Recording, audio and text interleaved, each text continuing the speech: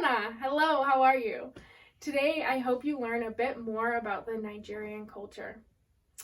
You may have heard of those emails your mother used to get from a Nigerian prince requesting money. Let me assure you that those false stereotypes are extremely ill-versed. Just within the Nigerian culture, a few interesting aspects are the courtesies and greetings, the food, and the gorgeous attire. To start, I told you just one way of saying hello, Afana. There are over 520 languages in Nigeria, each associated with a tribe. Now, my husband Sam is from the Edo tribe, the state of Edo, and speaks the Edo language.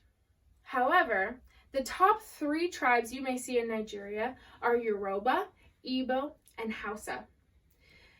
These tribes are not so simply associated with the state like Edo. Another interesting fact about Nigeria is how respected elderly people are. If you were to be in a situation of handing someone of older age an item, it would be very disrespectful to hand them the item with your left hand. It is to be handed with your right. In addition to that, you need to shake their hand with both your hands while leaning forward towards them. Next, I want to tell you a little bit about the food. Obviously, food is a very important topic of discussion. You may have heard of soup. Well, in Nigeria, they have soup, but it is a lot thicker and typically consists of some type of meat.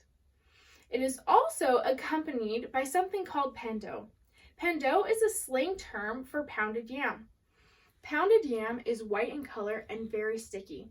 You take a chunk about this big and roll it up in your hands, and then you dip it into the soup, sort of like a spoon, and swallow it whole. Don't chew it. I have learned this the hard way. It doesn't go quite down right if you don't just swallow.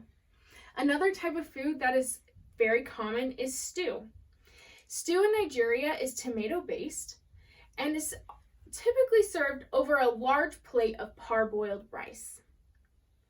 Now, before you go Googling all sorts of Nigerian stew recipes, let me tell you, this stuff is so spicy.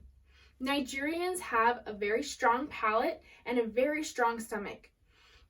They use a type of pepper called African red pepper.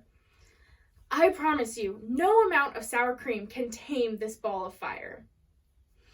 Now, I want to share with you a little bit about the beautiful attire that is so chicly worn.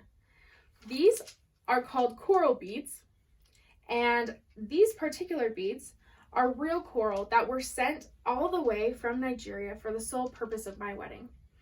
Now, an appropriate time to wear these beads would be at a wedding, specifically your own. These beads were passed down from Sam's grandmother, who passed away, but we were so fortunate enough that they were sent here for our wedding. These beads represent royalty and wealth. I encourage you to Google different pictures of the Benin people wearing these beads. The pride and confidence is absolutely priceless.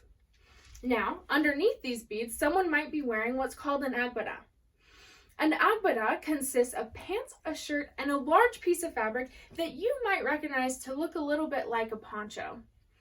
These agbadas can be a variety of patterns and colors, typically with an embroidered pattern along the chest.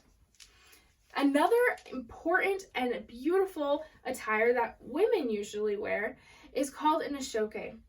These hats are a piece of fabric tightly wound around her head that abruptly taper out into a large circle. These are also worn at special events or celebrations. Now, I just want to go over the 3 main things that I've told you about. Nigeria has amazing greetings and courtesies, delicious food, and gorgeous attire. I plead with you to look outside your own self and your own culture to learn new traditions. I join you in this effort as I humbly embrace my new place within the Nigerian culture and my Nigerian family. As for now, I say, no wahalana.